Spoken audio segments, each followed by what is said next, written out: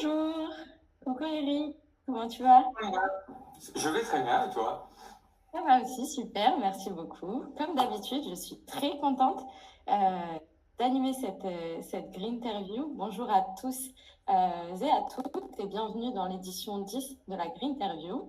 On est avec Eric Rainbold aujourd'hui pour une édition spéciale qui s'intitule Se mettre à la RNE en 2025.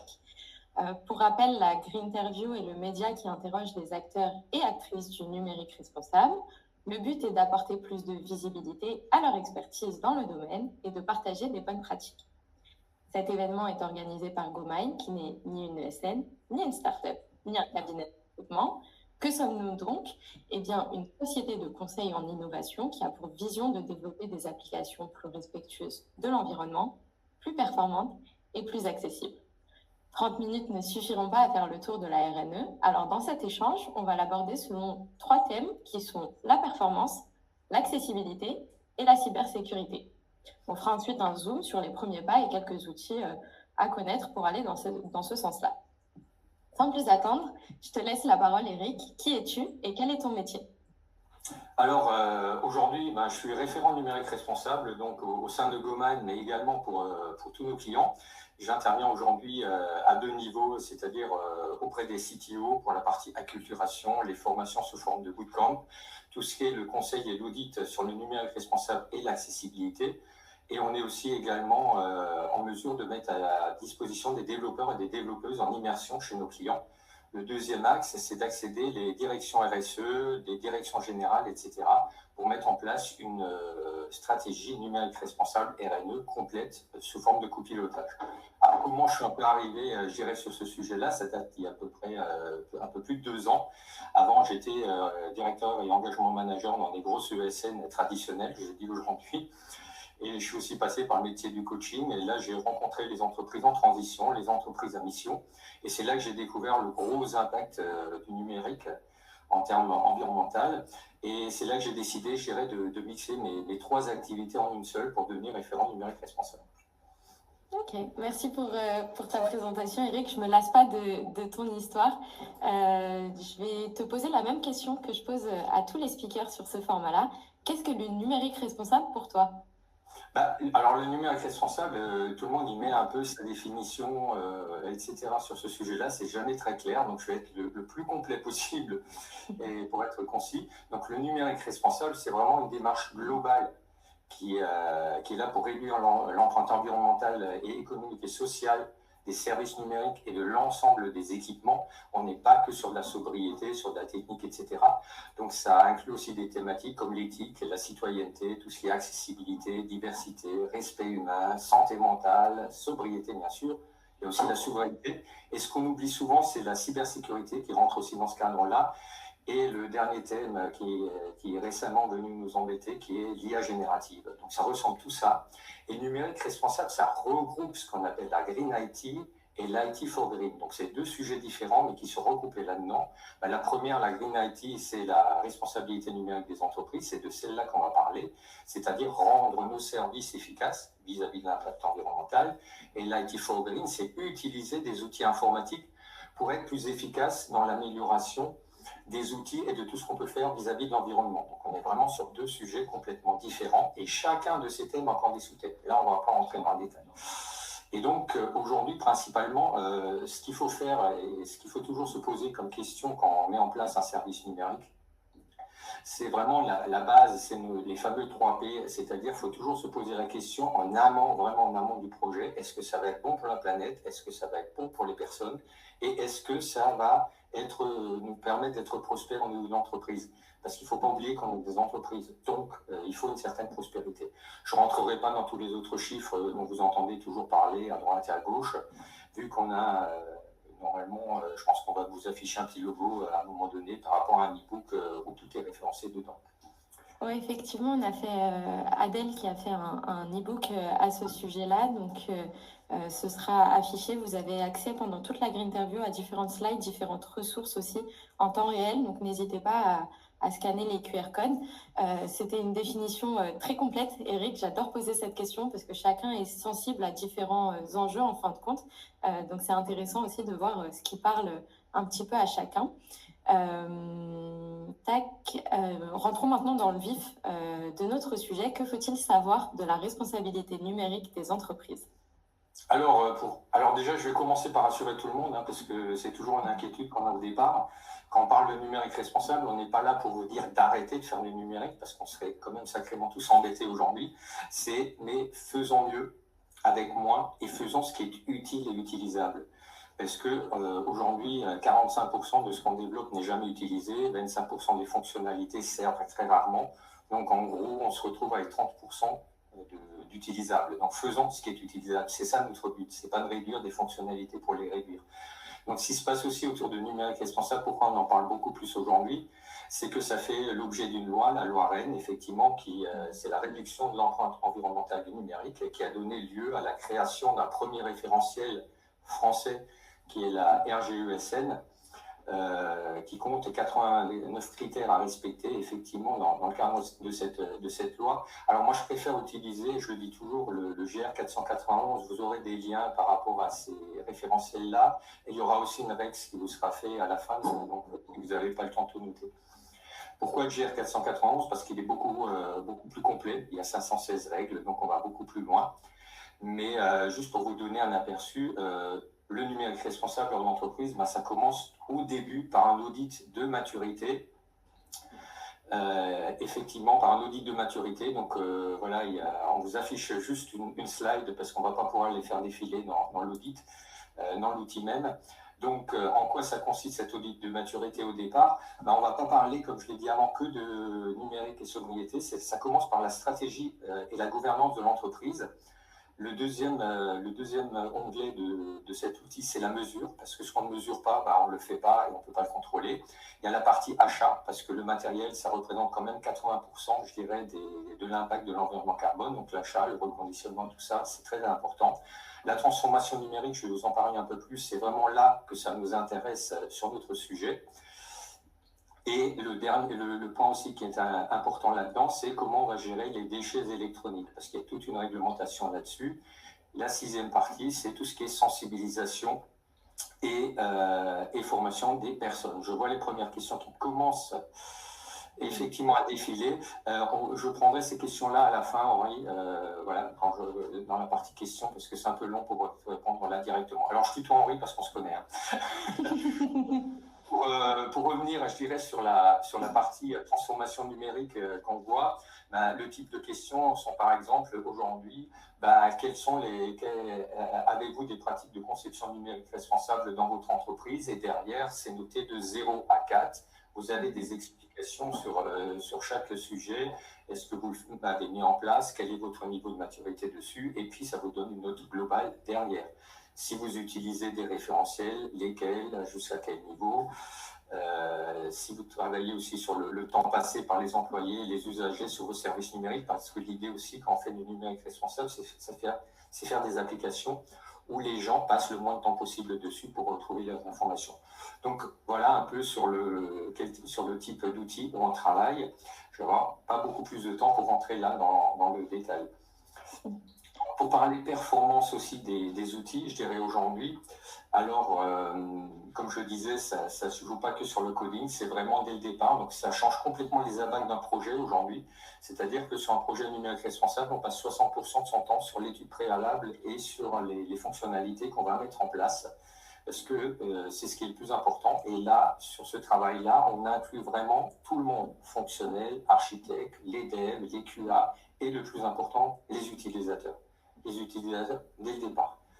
Alors, on parle souvent aussi de est-ce que c'est plus complexe, est-ce que c'est plus lourd à gérer, etc. Alors, ça demande un petit temps d'apprentissage, effectivement, au départ. Mais une fois qu'on est familiarisé avec les référentiels, etc., de l'accessibilité, le clean coding, les spécifications, c'est pas plus compliqué, ça prendra pas plus de temps de développer une application, ce sera pas plus coûteux une fois qu'on maîtrise les premières bases. Et puis l'acquisition, on passe par une formation aujourd'hui, je dirais, il y a à peu près 1 ou 2 jours de formation. Et après, on travaille sur un bootcamp, sur un premier applicatif, ensemble avec le client pour mettre une première application en place. Et généralement, ça roule. Ce qui est très intéressant aussi, et c'est là où on commence à avoir des gains, c'est aussi la partie architecture de ces applications qui est beaucoup plus légère. Donc, par exemple, on limite tout ce qui est requêtage vis-à-vis des serveurs. Donc, on parle aussi, nous, beaucoup au niveau du développement de craftsmanship, de Cranesoft Model. Ces termes-là, on vous les reprendra dans le chat aussi pour, si vous voulez les retrouver, plus de détails là-dessus. Et c'est des techniques de développement qui permettent effectivement d'avoir des applications qui sont plus facilement maintenables, qui sont plus facilement, on peut plus facilement les faire évoluer et on peut plus facilement réutiliser le code. Donc là, on est sur du gain de performance, sur de la légèreté, on est aussi sur des gains financiers, parce que derrière, ça nous prend beaucoup plus de temps. La partie testing, accessibilité, c'est pareil, hein. Tout ça, ça demande un petit temps d'apprentissage et d'adaptation. Il y a des outils pour utiliser, je vous en parlerai plus loin. Mais tout ce qui dit plus léger dans les applications, bah, ça dit c'est moins de consommation électrique, c'est moins d'espace de stockage, donc moins de coûts pour les clouds, etc. Donc on gagne aussi de l'argent, clairement, en faisant aujourd'hui du numérique responsable. Il y a un point aussi sur lequel j'insiste toujours, c'est sur le cloud, les serveurs. Si les serveurs ne sont pas paramétrés correctement par rapport à ce qu'on veut faire, bah, tout ce qu'on aura fait au niveau de l'application va servir à rien parce que le serveur derrière va contrebalancer ce qu'on a fait. Voilà, je n'aurais été trop long sur le sujet. Non, tu as traité beaucoup d'objections qu'on entend souvent lorsqu'on parle du numérique responsable. Ça va freiner l'innovation, ça va rajouter des coûts supplémentaires pour prendre plus de temps, etc. Donc, c'est bien que tu abordes ces différents éléments-là. Si je résume, en fin de compte, l'impact d'une bonne stratégie RNE sera positif sur différents aspects, les performances, l'accessibilité, meilleure gestion des ressources, etc. Il faut bien cependant qu'il y ait un revers de la médaille, sinon ce serait trop beau pour être vrai. Qu'en est-il du sujet, le fameux sujet de la cybersécurité maintenant? Est-ce que c'est compatible? Alors, déjà pour dire, on est toujours dans le compromis, hein, dans le numérique responsable, on est toujours dans le compromis de chercher la meilleure solution parce qu'effectivement, bah, de temps en temps, il faut faire des choix qui sont techniques, de langage, etc. C'est ce que je dis, il faut essayer de faire le mieux avec ce qu'on a et toujours peser le pour en contre. Moi, j'ai dit, c'est le meilleur métier pour toujours être dans le compromis, dans le juste milieu, etc. Alors, le côté de la cyber, ça, c'est le vaste sujet. Cyber et NR, alors voilà, ça ne fait pas toujours très bon ménage aujourd'hui. Ça demanderait une green interview spécifique sur le sujet, mais pour les grandes lignes, effectivement, pourquoi, par exemple, ce sujet-là est des fois un peu plus épineux qu'un autre, bah, c'est que les mesures de cybersécurité, tout ce qui touche à la résilience, au mécanisme de secours, bah, ça demande de dupliquer des serveurs, ça demande d'avoir des serveurs de sauvegarde, des fois des PC de sauvegarde, et tout ça, ça représente pratiquement 50% des émissions de l'empreinte carbone d'une équipe de cybersécurité. Cette surconsommation de matériel. Après, la cyber, ça rajoute aussi des fois de la complexité dans le système derrière, parce que pour des raisons de sécurité. Tout ça, ça augmente effectivement la consommation électrique et d'empreintes dont j'ai parlé avant. Et après, les exigences de cybersécurité, ça nécessite aussi des fois l'utilisation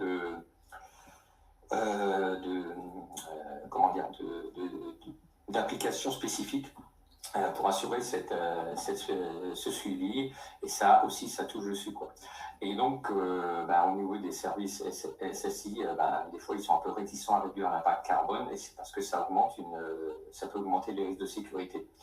Ou ça peut remettre en cause la conformité. Donc la conformité, comme on ne peut pas la remettre en cause, il faut travailler sur autre chose, quoi. Donc là aussi, il y a tout un travail de compromis. Et puis, par exemple, effectivement, c'est pour ça qu'on affiche, par exemple, là, sur les questions de disponibilité, pour vous dire un peu plus sur ce sujet-là. C'est aussi une grosse question qui se trouve toujours. Donc aujourd'hui, pour ceux qui sont dans ces métiers-là, plus spécifiquement, effectivement, on a généralement l'histoire des serveurs tiers 1, tiers 2, tiers 3, tiers 4, qui rentrent en ligne de compte, qui parlent de la disponibilité, on va dire, des machines.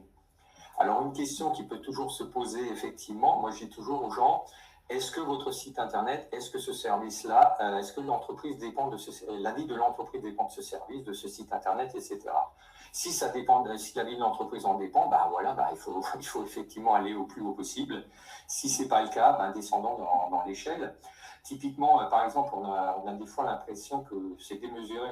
Mais par exemple, pour prendre un seul exemple, est-ce que si votre service peut être disponible, le tiers 4, par exemple, qui est le niveau maximum de sécurité et qui consomme le plus d'énergie sur ces sujets-là, c'est des serveurs, c'est une redondance qui permet de n'avoir que on va dire, 25 minutes d'indisponibilité sur toute une année. Donc, on est à 99,995% de disponibilité.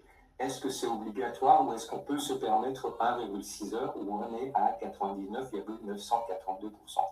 Ben, si 1h06 et 1h06 est acceptable de l'entreprise, vous allez diviser par 2 votre empreinte carbone, rien que de passer sur ce serveur-là. Pareil, par exemple, pour les équipes de développement. Vous faites du développement. Est-ce que les équipes de développement ont besoin d'être sur un tiers 4 ou sur un tiers 3? Sachant que sur du tiers 2, c'est 22 heures sur l'année d'indisponibilité. C'est peut-être, et ça peut être en pleine nuit. Hein. Donc là aussi, il y a des idées. Quand on parle de serveurs, c'est des fois de couper des serveurs qui ne servent pas la nuit, ce genre de choses. Quoi. Donc un tiers 2, ben, par rapport à un tiers 4, ben, c'est divisé par 4. Par rapport à un tiers 2, à 3, on divise par 2. Donc c'est un peu ce genre de choses quand je parle de compromis. Donc malgré, je dirais, les dissonances qu'on peut avoir, il y a toujours matière aujourd'hui de trouver des solutions. Alors, on n'aura pas le temps là de rentrer dans les détails. Oui, mais c'est quelque chose qui me rassure dans ta réponse, Eric, c'est justement qu'il y a un équilibre à trouver. Certes, numérique responsable et cybersécurité peuvent aller dans des directions opposées à première vue, et c'est pas impossible pour autant de les concilier. Comme dit, c'est un sujet à part entière qui mérite d'être traité dans une édition spécifique, surtout qu'on a promis de revenir sur ton sujet de cœur qui est l'accessibilité. Accessibilité qui prend de plus en plus d'ampleur pour les entreprises. Aujourd'hui, quelles sont les informations à connaître sur ce sujet-là? Alors oui, même. Alors moi, quand je le présente, généralement, là, j'ai mis référent RNE, etc. Généralement, je mets référent numérique responsable et accessibilité. Parce que même si l'accessibilité fait partie du numérique responsable, je mets toujours un point d'accent plus important là-dessus. Parce que l'accessibilité, c'est quelque chose qui officiellement existe depuis 2009 et on n'a toujours rien fait sur ce sujet-là. Ça exclut beaucoup de monde. J'étais confronté à des gens avec des handicaps, je les ai vus utiliser des outils informatiques qui savent très bien l'utiliser à condition qu'on leur permette de le faire. Donc aujourd'hui, l'accessibilité, pourquoi c'est encore beaucoup plus important aujourd'hui, c'est qu'à partir du 28 juin 2025, la loi est renforcée et donc à partir du 28 juin 2025, vous ne pourrez plus mettre en ligne un site internet et que ce soit internet extranet ou intranet, plus d'applications mobiles ou plus de PDF en ligne qui ne soient pas accessibles. Et il y a aujourd'hui 5 organismes pour relever les compteurs et pour mettre des amendes à 50 000 € pièce par service non conforme. Donc là, on ne joue plus dans la même cour. Il faut savoir que pour les administrations publiques, les amendes tombent déjà parce qu'ils sont concernés par le sujet avant le 28 juin. Donc là, c'est très important. Donc la RGA, qui est le référentiel, vous aurez aussi des liens à un moment donné, ou dans le REX. Le RGA, il y a 106 critères à mettre en place. Ça concerne les sites internet. Vous avez aussi un nouveau référentiel qui est apparu pour les applications mobiles, qui est le RAM, et le RAPDF pour les PDF. Donc, pour vous donner, par exemple, une idée de à quoi ressemblent ces règles spécifiques et jusqu'à quel point ça peut aller, c'est-à-dire, je vous donne un exemple. C'est par exemple, une règle peut être chaque élément graphique qui est porteur d'une information doit posséder une alternative accessible aux technologies d'assistance. Vu que les handicapés, ils ont soit des voice recorders, soit des tablettes tactiles, etc., pour des tablettes braille pour lire. Alors, si vous répondez oui à cette question, chaque élément graphique porteur d'information a une alternative accessible d'assistance, par texte ou autre, bah, c'est considéré comme accessible sur cette règle, mais on n'est toujours pas content. Deuxième élément, c'est que pour chacun de ces éléments graphiques porteurs d'information, est-ce que la description détaillée, est-ce qu'elle est pertinente? Donc là, on va un cran plus loin encore dans la règle. C'est OK, vous avez écrit un petit texte, mais est-ce que c'est vraiment pertinent? Donc voilà, c'est ce type d'information. Donc on va de détail de plus en plus profond sur les questions. Donc c'est une habitude à prendre. Il y a des techniques de développement, il y a des outils spécifiques pour ça. Et il faut savoir aussi qu'à partir du 1er juin, 28 juin, on sera obligé, je vais y arriver, c'est 28 avril. Le 28 avril, j'ai beaucoup trop de dates de référentiel en tête. Le 28 avril, il faudra effectivement aussi afficher le coefficient de conformité sur la page d'accueil du site. Donc, Conforme, c'est 100%, partiellement conforme, c'est 50% des règles, et en dessous, c'est non conforme. Donc ça sera affiché dès la page d'accueil. Il y a aussi une déclaration d'accessibilité qui devra être faite. Donc c'est un document bien spécifique. Donc voilà, il y a un écran qui... vous aurez le lien vers ce document-là, vous verrez qu'il est très très complet, je veux dire, parce qu'on vous demande les outils à utiliser, dans quelles conditions vous avez fait les tests, etc., tout ce que vous avez exclu, et ça va très très loin. Aujourd'hui, il faut savoir que ça concerne 7 millions de personnes en France. Nous sommes 66 millions, vous faites le ratio. Ils n'ont pas accès au numérique aujourd'hui par manque d'accessibilité, et c'est aussi autant de clients en moins pour vos services, à ne pas oublier. Alors, on n'aura pas le temps de faire la démo, mais vous aurez la liste des outils.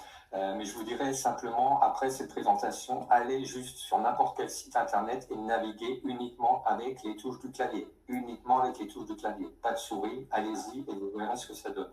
Et pour les plus courageux d'entre vous, vous allez télécharger une application qui s'appelle NVDA. Vous la trouvez facilement sur Internet. Il y aura les liens aussi qui vont passer. Cette application, c'est un lecteur vocal. Vous le mettez en route et vous naviguez sur le site Internet et vous aurez pas mal de surprises. Voilà. Il y a des applications aussi qui existent spécialement pour Android et iOS pour faire ça. C'est Talkback pour Android et VoiceOver pour iOS. Vous trouverez ça aussi dans la fameuse feuille de déclaration parce qu'on vous demande des outils que vous allez utiliser.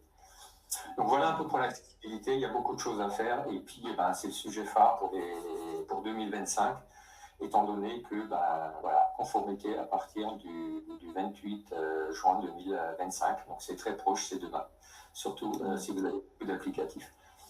Voilà. Alors, tu nous as partagé, j'en profite pour rappeler aussi, tu nous as partagé beaucoup de réglementations, de choses à venir. On va, à la fin de cette interview, envoyer un Rex aussi, donc un compte rendu, un résumé. Donc, n'hésitez pas aussi, l'audience, à écrire un petit message dans le chat. Comme ça, ça nous permettra de vous envoyer des infos structurées dans un document par la suite. Je te laisse reprendre la main, Eric. Alors, ce que je fais aussi, ce que je vais vous faire aussi, c'est un petit, j'ai appelé ça un teaser parce que j'aurai pas le temps de le détailler de la roue de la stratégie numérique responsable. Voilà, donc vous l'avez à l'écran, vous la voyez à l'écran là, donc je vais brièvement vous la commenter. Alors j'ai vu qu'on n'avait pas mis sur la slide la source. Donc en fin de compte, c'est les informations qui sont sur cette roue et qu'on utilise. En fin de compte, viennent de l'Institut du numérique responsable et d'Infogreen Factory qui ont mis ça en forme. Nous, on a mis des belles couleurs dessus, mais c'est eux qui sont à l'origine de cette roue qu'on utilise pratiquement tous dans le numérique responsable aujourd'hui. Donc j'aime bien les citer aussi. Donc pour voir à quoi ça ressemble, ça ressemble à une gestion de projet global. Alors ce qu'il faut savoir aussi, c'est que quand on met en place une stratégie RNE, on travaille avec le service RSE de l'entreprise et on adapte cette roue par rapport à ce qui se fait déjà dans la RSE.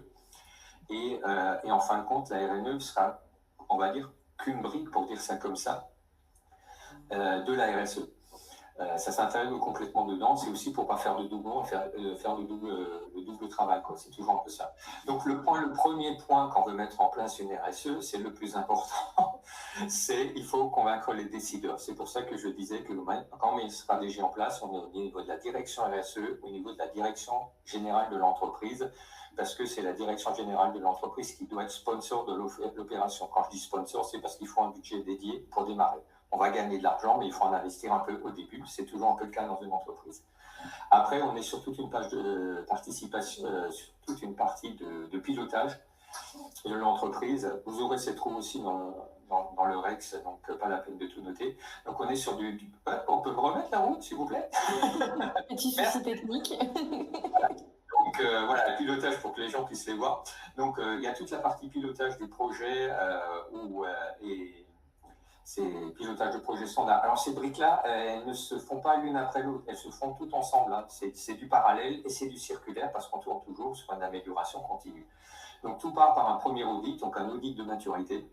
Et à partir de là, on va choisir des leviers parce qu'on ne va pas pouvoir faire tout d'un seul coup. Quand j'ai parlé de 516 règles à appliquer, on ne le fait pas tout de suite.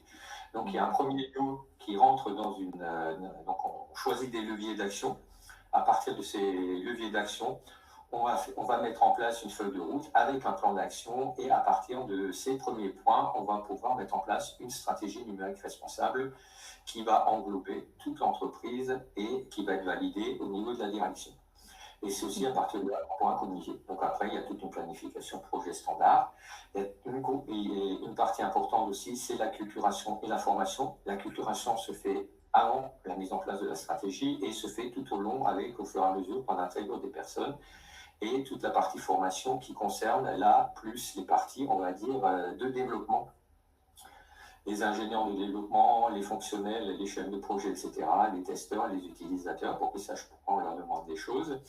Et ce qu'on inclut aussi là-dedans, parce que le numérique responsable, ça ne concerne pas que le numérique en lui-même, sont concernés également les équipes de marketing, les équipes de communication et la RH et toutes les autres équipes qu'on peut avoir dans l'entreprise.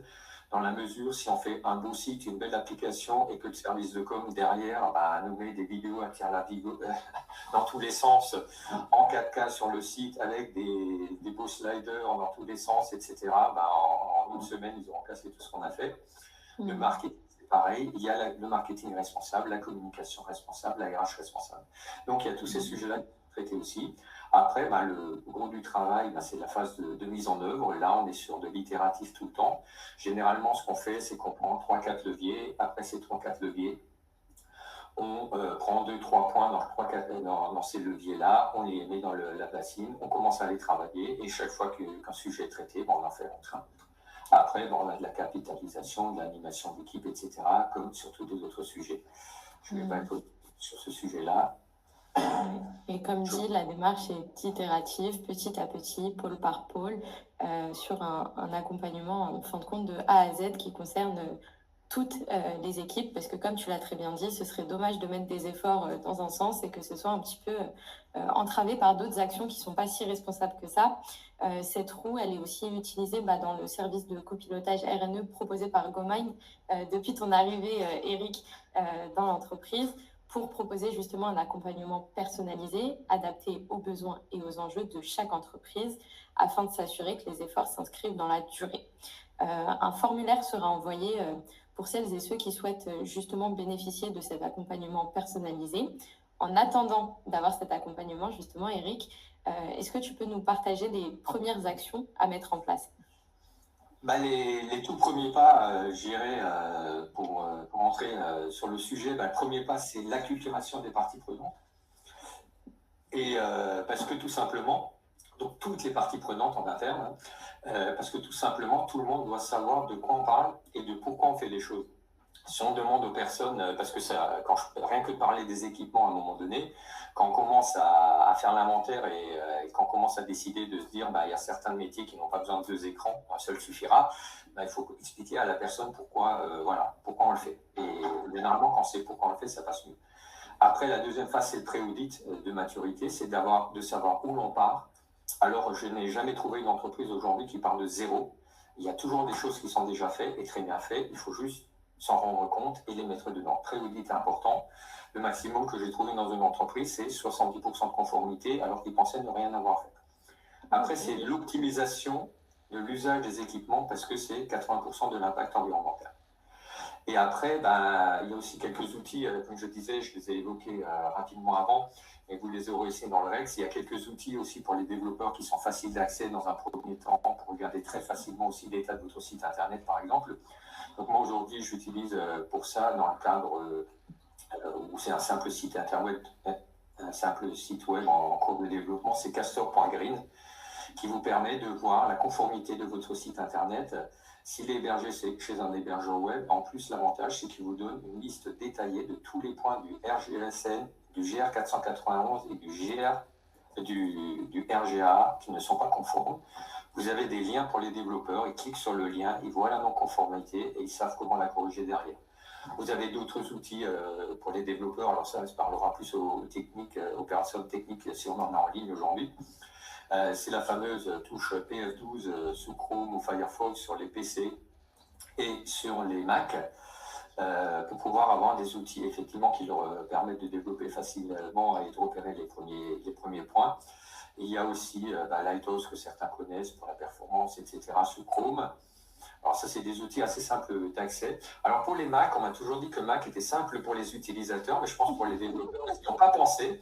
Parce que je sais pas, l'équivalent de la fameuse touche F12, moi qui ne suis pas utilisateur de Mac, Safari, on a dû la chercher. Et en fin de compte, je pense qu'on va vous passer 2 slides. On est obligé de vous montrer 2 images pour vous montrer comment ça va bien pouvoir marcher. Donc, j'espère que vous les voyez bien à l'écran. Donc, vous êtes obligé d'aller dans les réglages, aller dans les réglages de Safari. Et quand vous êtes dans les réglages de Safari, deuxième slide, s'il te plaît. Merci beaucoup. Tout au bout, il y a une case à cocher. Donc voilà, après ça, vous aurez l'équivalent des outils PF12. Mais bon, on m'a toujours dit que c'était plus simple. Ouais, il faut le savoir, on a dû fouiller pour le trouver. Alors, Lina a bien voulu faire le test alors qu'elle n'est pas du tout tech. Voilà, on va pouvoir l'intégrer dans les équipes tech maintenant de GoMind, parce que c'est elle qui nous a fait les boutons pour après utiliser ça sur un Mac. Voilà. Alors, on a fait un peu le tour de ce que je peux vous raconter, je dirais, en 30 minutes. C'est très, très, très court. Donc, je dirais, pour passer à la conclusion, on va prendre beaucoup trop de temps parce que je vois que les 30 minutes viennent de passer. Donc, je veux dire, voilà, j'espère que j'ai pu vous convaincre que le numérique responsable est une opportunité pour l'entreprise et qu'on peut assez simplement quand même intégrer ces pratiques pour rendre vos services plus accessibles pour tous et toutes. Et ça améliore aussi votre image de marque, on n'en a pas beaucoup parlé aujourd'hui. La marque employeur, le fait d'être conforme aux réglementations, ça réduit des coûts à terme.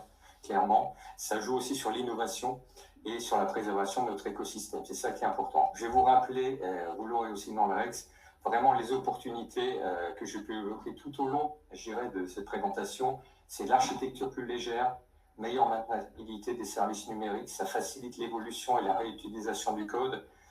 Il sera aussi plus propre, plus léger, ce qui fait gagner en performance, moins de consommation électrique, moins d'espace stockage et moins de sollicitation serveur. Tout ça, ça fait gagner de l'argent aussi derrière. C'est pas que de l'impact sur la planète. Image de marque, marque employeur. Et si vraiment, vraiment, vraiment, je vous ai toujours pas convaincu sur ce sujet-là, j'ai plus qu'une dernière chose à dire, c'est que il faut sauver la planète parce que c'est la seule planète qui a du chocolat. Et c'est un très beau mot de la fin, Eric. Bravo pour le timing.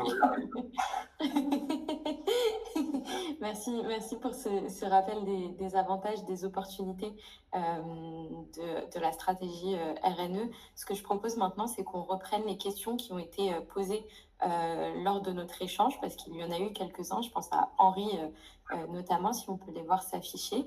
Je te laisse prendre le temps de répondre et j'incite aussi d'autres personnes à poser vos questions dans le chat, parce que l'idée, c'est aussi que vous repartiez avec des réponses adaptées à vos besoins aussi. Et je répondrai à toutes les questions qui sont dans le chat, parce qu'ils sont inscrits chez nous. Je répondrai sur LinkedIn, sur le lien, à toutes les questions que vous aurez posées ou toutes les réflexions que vous pouvez avoir. Donc, lequel est le temps et l'investissement nécessaire pour lancer une démarche? Ça, c'est la bonne question. Je pourrais faire une réponse de Normand en disant ça dépend de la taille de l'entreprise. Mais je dirais que sur une entreprise moyenne, généralement, pour vous donner une idée, l'acculturation, c'est 2 heures.